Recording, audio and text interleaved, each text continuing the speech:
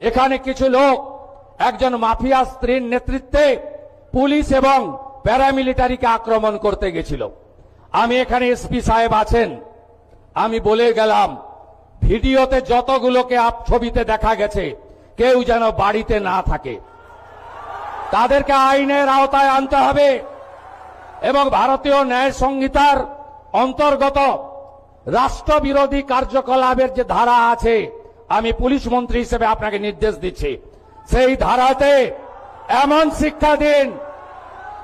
শিক্ষা দিন যাতে কোনোদিন কোন পুলিশ সরকারি কর্মচারী প্যারামিলিটারি যারা এসেছেন আমাদের সাহায্য করতে তাদেরকে কেউ আক্রমণ করার সাহস না রাখে। আপনারা শুনলে খুশি হবেন, শুধু জেলের ভাত খাওয়ানো নয়, যারা হামলা করেছে তাদের সম্পত্তি বাজেয়াপ্ত করে সেই সম্পত্তিকে নিলামে চড়ানোর কাজও আপনাদের ডবল ইঞ্জিন সরকার করবে। আইন হাতে তুলে নেবেন না, এ সরকার ছাড়বে না, এ সরকার কাউকে ছাড়বে না।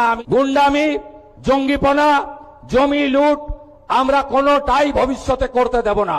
যত বড় মাফিয়া ডন হোক না কেন তাকে সবক শেখানোর কাজ ভারতীয় জনতা পার্টি পরিচালিত রাজ্যের সরকার করবে।